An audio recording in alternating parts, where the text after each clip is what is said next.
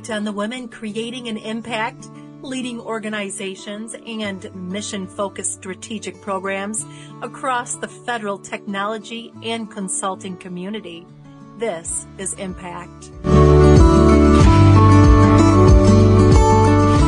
Today I'm being joined by Victoria Bowens, the Director of Strategy and Community Engagements, Office for Civil Rights and Equal Opportunity Policy, Department of Defense. Victoria, thank you for joining me today. Thank you so much for having me. Awesome. So tell me first what it is you do over there at the Department of Defense. So basically my job is to continue to aspire and share the department as an employer choice. So as the strategic and community engagements, I collaborate with a lot of partners, both internally within the department and externally with academia, with college and universities, with other key partners that are certainly interested in understanding what the department does and see how we can leverage their skill sets and talents to serve our military and civilian workforce. Right. So let's talk a little bit about your journey to where you are today. What personal experiences have you found most rewarding in shaping your professional journey, and how have they positively influenced your leadership style? No, that's a great question. And I thought about that. I'm like, okay, where do I start? And I've got to start from my childhood. Early on, I'm a military brat. So my father, as an Army lieutenant colonel, kind of shared with us the values of what service to country means, being a leader, having people depend upon you, that your word is your bond. And so as I grew and throughout my career, I kind of continued to leverage those types of values into how I lead people and to make sure that I create an environment that all of us have the opportunity to excel. So I believe in humility.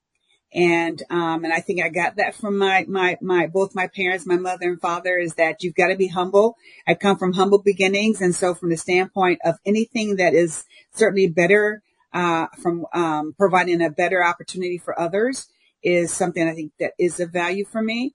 And so when I do that, then everything comes together and certainly, that has certainly instilled how I lead and, certainly how I am as a leader. For the past 37 years in this space. So when you first started, were you planning to work in government, or did you have other plans and this is sort of where you ended up? Oh my gosh, it's so interesting because I had no intention of going into the military. And so of course, back in the late 80s, the economy certainly wasn't one that was providing a lot of opportunity. And so my father always said, you need to go into the military, you need to go to the military. And I always fought that. I said, I don't want to do that. And I eventually ended up doing that. And I think that was the best decision I ever had. It has given me so many opportunities to lead in so many different ways, to meet so many different people, to be exposed to so much that it really has propelled me to really be hopefully a better person, that I can share my experiences and certainly instill some of the values that I bring from my childhood, as well as those values that are certainly espoused into the organization that I'm a part of. Okay, so how do you stay inspired and continue your growth as a leader? So I think one of the things that keeps you inspired is that when you have a family and they lean on you and they're looking for you and they're, all eyes are on you to say, hey, what do I want to be when I grow up? And I said, I'm trying to still figure that out. But what has inspired me is I recognize that my life has a certain purpose. And that purpose is to make sure that I leave the place better than what I came into.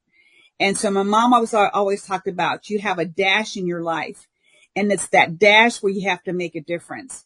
And so what inspires me is to see others excel. It's not just about me. It's about seeing others excel in a way that it's fulfilling. It's rewarding to see. And I'm excited when that happens. And I think that if I continue to do good for others, that in essence, it will certainly happen for me. So I just get inspired by watching others excel. My journey has not always been a perfect journey. It has not, I've had my failures and I've had my disappointments, but I recognize that through those failures and disappointments, there's always a rainbow on the end.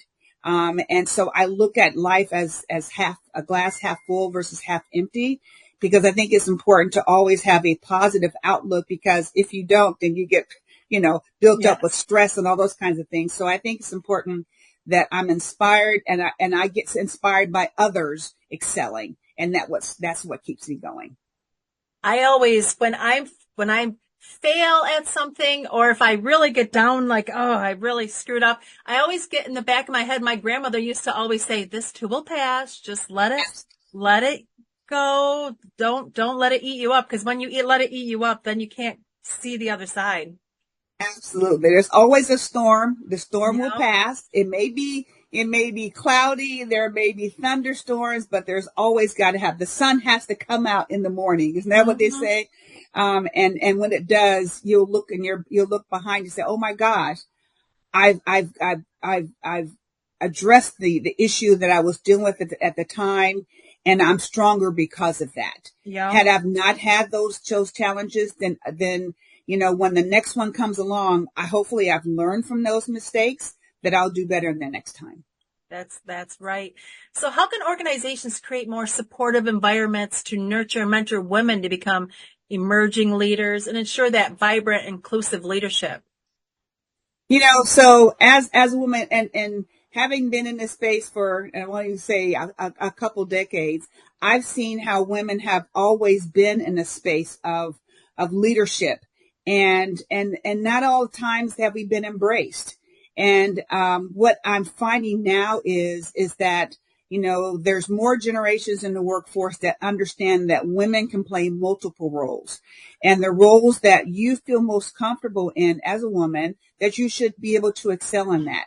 And part of that is I'm seeing more men allies. I think we're now in a space where men are more allies for supporting women in non-traditional types of jobs, and they're pushing us and they're supporting us. And I think that is critical, because we know, very few men are in the C-suite. And so when we get to the C-suite, we're going to need allies to keep us there.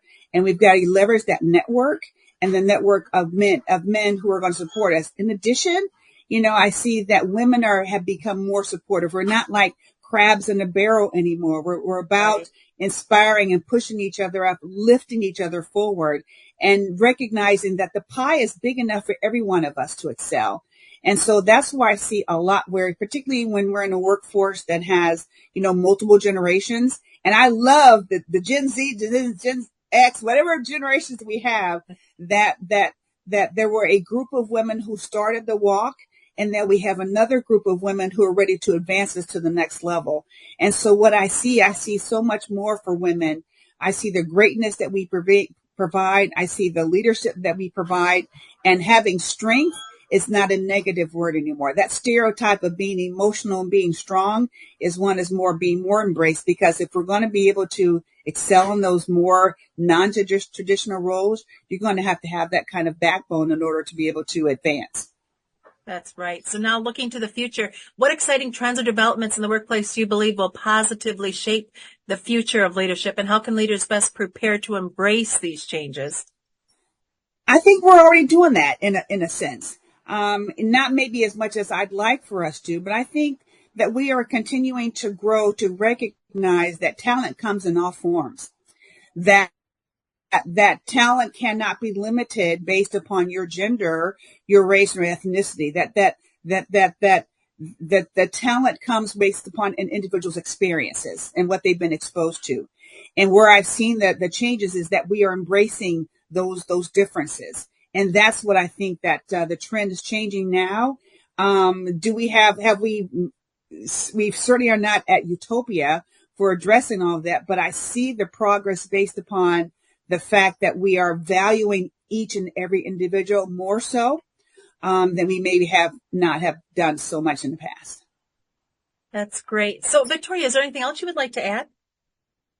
So I would say that one of the things that for myself and many women who are probably in this space is the importance of creating a sisterhood. Having a sisterhood and a circle of women who are going to continue to propel you to be your best selves, and to also be able to accept who you are. that you don't have to be anything more than the person that you want to present for that day. And it's okay that you don't have to do everything and do it well, but be open to sitting back and letting others bring their best selves, so that in all honesty, you will certainly succeed for yourself. So I certainly hope to encourage other women to continue to push forward, to identify what makes them happy. But certainly from the standpoint is to continue to lift each other up, so that one day we will be live in the position of the highest job in the nation.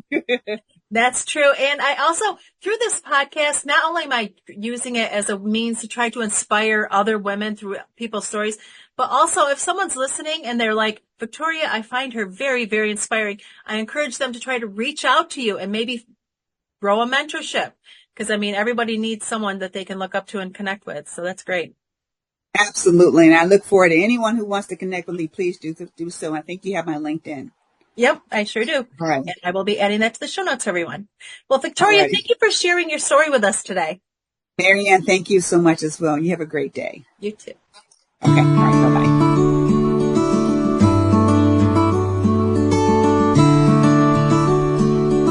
Bye-bye. Thank you for listening. Be sure to subscribe to our podcast so you're keeping up to date on the latest episodes, and learn more at govforum.io.